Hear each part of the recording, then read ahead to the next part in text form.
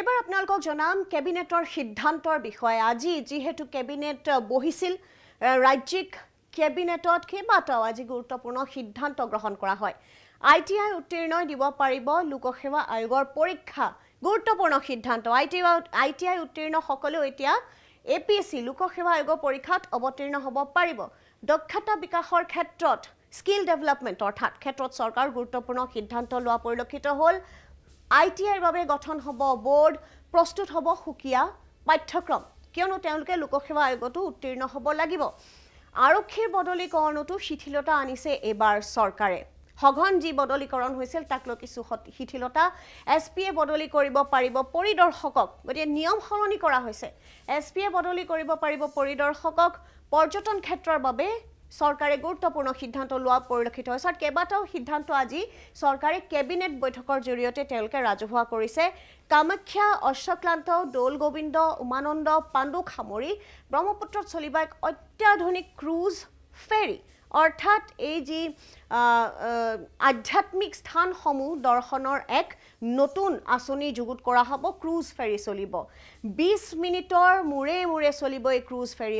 এই মন্দিৰসমূহ দৰ্শন কৰিবলৈ হ'লে এতিয়া আপোনালোকে ফেৰীতে গৈ পেলাই এই মন্দিৰসমূহত দৰ্শন কৰিব পাৰিব এই আঁচনি তেওঁলোকে নিশ্চয় প্ৰস্তুত কৰিব ৰাজ্যৰ 5.44 লাখ লোকৰ ঘৰত স্মাৰ্ট মিটাৰ সংলগ্নকৰণৰ সিদ্ধান্ত লোৱা হৈছে ইতিমধ্যে স্মাৰ্ট মিটাৰৰ জৰিয়তে যেহেতু নিজে আপোনালোকে নিজে ৰিচাৰ্জ কৰিব পাৰে গতিকে এই সিদ্ধান্ত লোৱা হৈছে কিছু লোড জেনেপিডিচিএলৰ পৰা তেওঁলোকে কমাব বিচাৰিছে আনহাতে বৈধ জোখমাপ বিভাগ আৰু খাদ্য আৰু অসামৰিক যোগান বিভাগক একত্ৰীকৰণৰ সিদ্ধান্ত লোৱা হৈছে কেবিনেটত এমালগেমেশ্যন হ'ব এতিয়া আৰু মিছন বসুন্ধৰা আবেদনৰ অন্তিম তাৰিখ 31 মাৰ্চলৈ বৃদ্ধি কৰাৰ সিদ্ধান্ত লোৱা হৈছে মিছন বসুন্ধৰা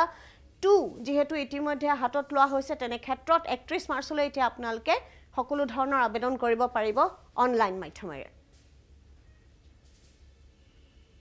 কামাখ্যাৰ তলত ব্ৰহ্মপুত্ৰ নদীৰ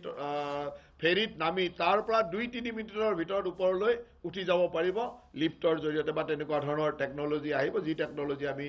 কথা পাতিছো আৰু এই গোটেই আঁচনিটো কেন্দ্ৰ চৰকাৰ আৰু অসম চৰকাৰৰ যুটীয়া ব্যৱস্থাৰ মাজেৰে হ'ব য'ত অসম চৰকাৰৰ 45% শ্বেয়াৰ থাকিব ATDCৰ আসাম টুৰিজিম ডেভেলপমেন্ট কৰ্পোৰেচনৰ আৰু গভৰ্ণমেণ্ট অফ ইণ্ডিয়াৰ 55% শ্বেয়াৰ থাকিব আৰু সেই মৰ্মে আমি এই সাগৰমালা টুৰিজিম সাৰ্কিটটো বা এই ৰিলিজিয়াছ ফেৰী সাৰ্ভিস বা মন্দিৰ কানেকশন সাৰ্কিটটো ডেভেলপ কৰিম গতিকে এইটো এটা আমাৰ কাৰণে আজি এটা অত্যন্ত গুৰুত্বপূৰ্ণ সিদ্ধান্ত আৰু মই ভাবো যে অসমৰ পৰ্যটনত এটা নতুন মাত্ৰা দিব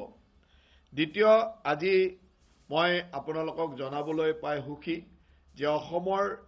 স্কিল এডুকেশ্যনৰ ক্ষেত্ৰত আজি এটা অত্যন্ত গুৰুত্বপূৰ্ণ সিদ্ধান্ত লোৱা হৈছে ইয়াৰ আগতে আপোনালোকে জানে যে আমাৰ স্কিল এডুকেশ্যন সমূহ সাধাৰণতে ITI বিলাকত চলে ITI বিলাকত এটা হল 8+ কোৰ্স এটা থাকে যেটো এবছৰীয়া কোৰ্স থাকে আৰু এটা 10+ কোৰ্স থাকে যেটো 2 বছৰীয়া কোৰ্স থাকে কিন্তু আমাৰ অত্যন্ত মেধাৱী ছাত্ৰ ছাত্ৰীয়ে তেওঁলোকে তাত পঢ়িবলৈ যায় পঢ়াৰ পিছত তেওঁলোকৰ কোনো ইকুইভ্যালেন্সি বা তেওঁলোকৰ যেটো কোৰ্সৰ মৰ্যাদা সেই মৰ্যাদাটো তাতে শেষ হৈ যায় তাৰমানে জাস্ট ITI পাস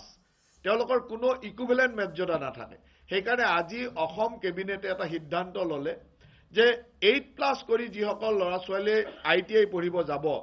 তেওঁলোকৰ এবছৰীয়া কোৰ্স আৰু তেওঁলোকৰ লগত কিছুমান ইংলিশ বা এনেকুৱা ধৰণৰ কোৰ্স সংযোজিত হ'ব যেটো কাৰিকুলাম আমি বনাম আৰু সেইটো ইকুইভ্যালেন্ট টু HSLC আৰু আমাৰ ভৱিষ্যতৰ পৰিকল্পনা হল ইকুইভ্যালেন্ট নহয় SCBT বা স্কিল ইউনিভাৰ্সিটিৰ জৰিয়তে হেতু একেই মেট্ৰিকুলেশনৰ সমান মেট্ৰিকুলেশন সাৰ্টিফিকেট HSLC সাৰ্টিফিকেট আৰু ঠিক তেনেকে 10+ কৰি যিসকলে 2 বছৰীয়া কোৰ্স ITI বিলাকত কৰিব তেওঁলোকে হায়াৰ সেকেন্ডাৰীৰ সমমৰ্যাদা এতিয়া আমি ইকুইভ্যালেন্ট বুলি কৈছো কিন্তু খুব কম দিনৰ ভিতৰত হেতু এটা সেপাৰেট বোৰ্ড আমি কৰিম সেপাৰেট আজি কেবিনেটে এই কথাটো ডাইৰেকশন দিছে যে এতিয়া আমি ইকুইভ্যালেন্ট বুলি কৈছো কিন্তু সেবাৰ দৰে SCBT বা স্কিল ইউনিভাৰ্সিটিৰ আন্ডাৰত এটা বোৰ্ড হ'ব যেটো বোৰ্ডে স্কিল এডুকেশ্যনটোক সমমৰ্যাদা ৰাখিব আৰু এই সমমৰ্যাদাৰ ফলত আটাইতকৈ ডাঙৰ কথাটো হ'ব যে যিকোনো এজন ছাত্ৰই ITI পাস কৰাৰ পিছত হায়াৰ সেকেন্ডাৰী পাস কৰিলে ITI পাস কৰিলে যে হায়াৰ সেকেন্ডাৰী কৰে তেওঁ গতিকে আপোনালোকে শুনিলে সিদ্ধান্ত ইতিমধ্যে উল্লেখ কৰিছে যে ITI পাছতবোৰৰ দৰা চলতে যেহেতু অষ্টম শ্ৰেণীৰ পিছতে তেওঁলোকে ITI পঢ়িব পাৰে গতিকে মেট্ৰিকৰ সমান্তৰাল ইকুইভেলেন্ট ডিগ্ৰীৰ কথা ইতিমধ্যে উল্লেখ কৰিছে কিছু ভাল সিদ্ধান্ত লোৱা হৈছে নিশ্চিতভাৱে